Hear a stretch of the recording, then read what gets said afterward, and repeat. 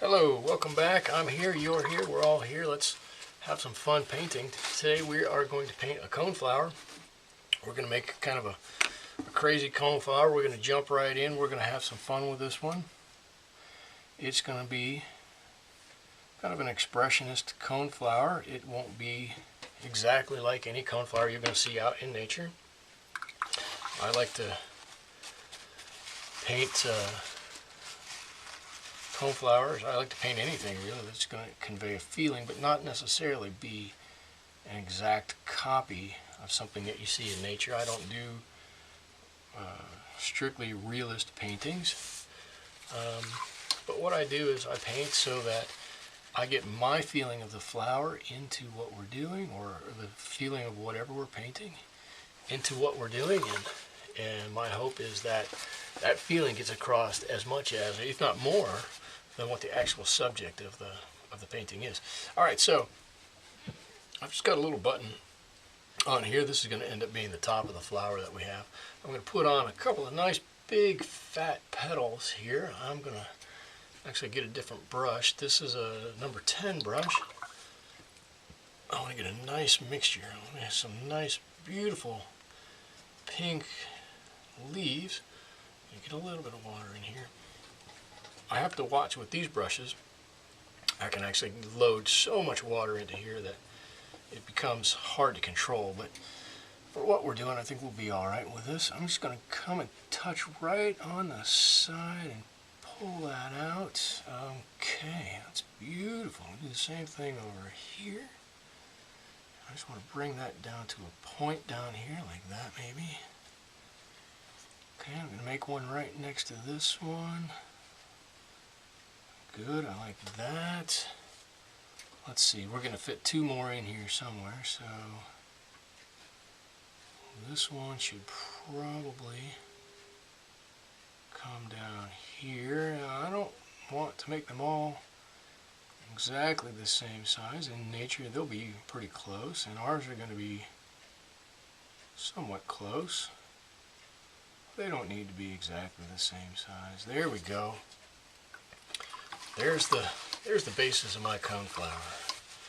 That looks great. It's fantastic. We've got some nice big fat petals on there. I think what I need to do now is mix up a little green, a little of this sienna something. I don't know what that is. Make a nice stem color. That looks like a pretty good stem color to me. I'm going to start my stem over here. Make it wind up this way. I'm just going to miss that petal. I don't necessarily want to touch that at this point. It's still wet, and I'll get too big of a run, I think, if I touched it right now. So we're going to just kind of take that down like that. Let this come up. I'm just going to touch this up just a bit. We're going to get up there. Good, good, good, good. That's good. And probably we should put on a leaf somewhere. I don't know this. To tell you the truth, I don't even know what a leaf of a coneflower looks like. We're going to put a leaf on that looks, well, like a leaf. Like when you think of a leaf, it's probably going to look like this one. Perfect. Right there. Okay. Now, if you can see the top of this, you will realize I rinse my brush a lot. I want my colors to mix from time to time, but mostly I want, when I go into a new color, I want a clean brush. So I'm constantly cleaning my brush off. I'm going to go back into this color, or into this color for the first time, I guess. This is this nice orangey color. I'm going to put some dots on here. Maybe I'll get a little more wet than that. I want this to just a little bit, and I'm going to go right over the edge, right onto those petals a little bit. I just want to draw this whole thing together. Just put in some dots on here. That's going to look good somewhere out there. Perfect.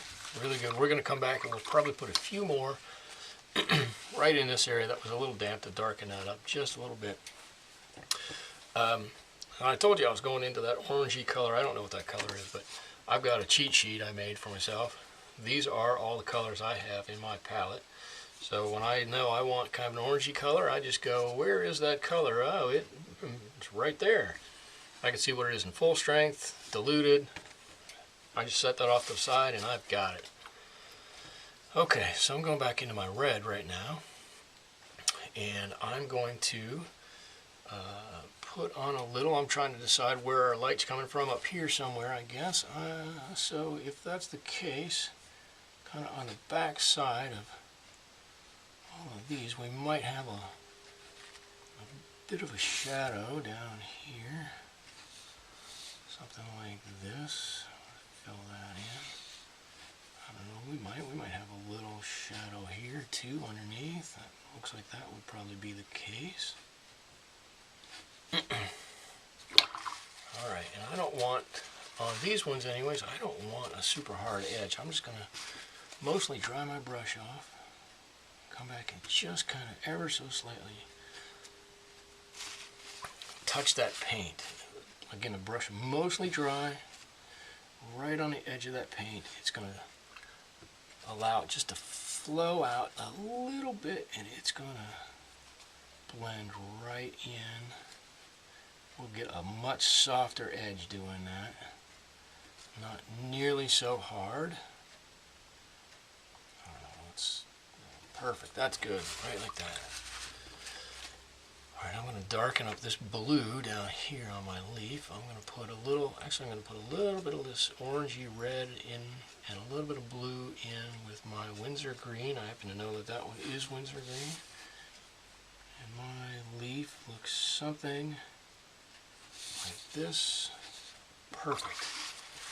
Okay, now we've got our leaf, we've got our flower, we've got our stem. What we don't have at this point is the most interesting photo in the world, but we're about to take care of that right now.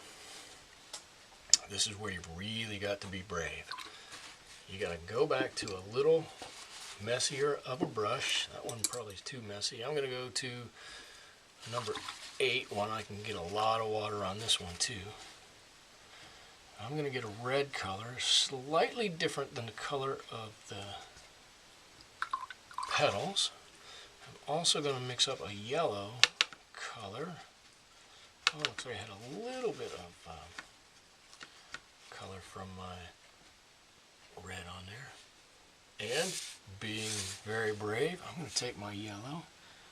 I'm going to start over here and I'm going to put it right next to that flower. I'm going to dab a little bit of red in it, and now you want to make your red really stand out. I'm going to just put in a little bit of green. Watch this. Ooh, a little bit of green here. That's a bit of a strong green. That's fine. I want to mix these colors all out. I want to have a whole bunch of different colors in here. I know you're going, well, you mixed that and then you just blew it up over there. You didn't use it. Yes, you're right. I didn't. Alright, here we go. I'm going to blend this out now. This brush is hard to get all the paint out of. I'm going to blend this out. I'm just going to get my brush just wet, wet, wet. Dab it off a little bit. Just go right over the edge of this. Just over the edge. It's going to allow that color to come right out. And now, inside, so I've got a bright green here. I want to continue that bright green just on the inside of that leaf. That's a little bit of a bright, bright green. Okay, so I want to continue that just on the inside here. Alright. And then I had a little bit of yellow down below that. Oop, we just touched. Did you see that? We just touched and ran right there. It's okay, we're not going to worry about it. Okay, at this point you can see I just run the risk of creating a little mud here. This is a problem from time to time if you work a lot of wet into wet colors. If you've got a lot of dampness going on, and you're letting your paints mix so freely on your paper. But we're not going to worry about it. We're going to take that off. That's kind of muddied at this point, and we're going to put a color right back over top of it. And I'm putting more of a yellow over top of it. I'm going to bring that around to this side over here and finish up with some green back out here. Okay, and I'm just going to blend all of these edges just like that. And down here too, these will go away. These edges down here will totally go away. All right, and on this side of it, let's see, I'm going to put in a little bit of blue over here. I'm going to kind of mix up both of these blues. I'm going to put some blues in on this side. There we go. I can't, these ones, the colors aren't getting, they must not quite be wet enough. Which means I probably ought to put just a touch of blue on this side. Right like that. And then I'm going to run it right back into some of this green. I'll put my greens and blues together. Go right up here.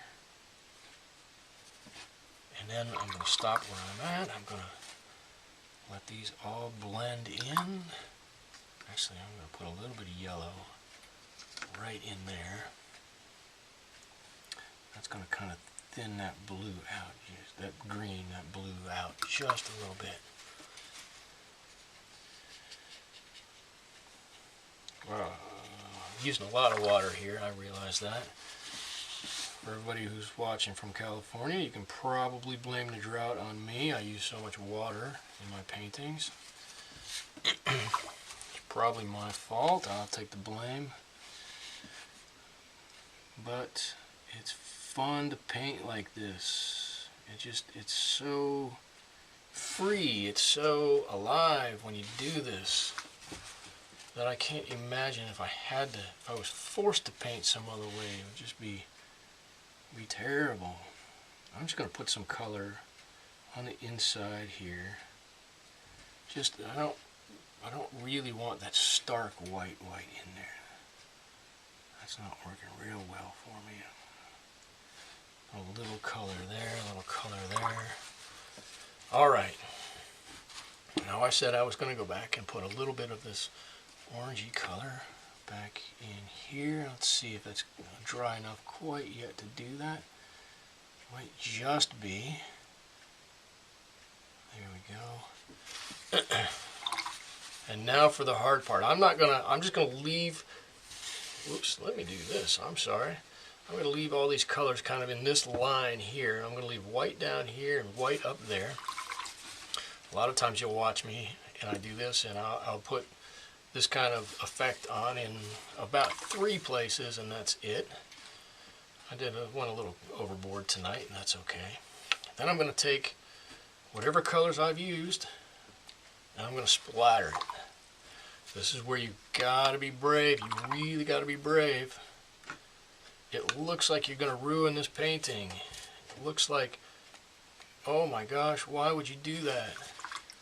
But I'll tell you what, when you're done and you show this painting off, people are going to go, oh, I love the splashes of color. They make it look so alive. And I don't know why it does, but it does. And there you go. I think that's pretty good.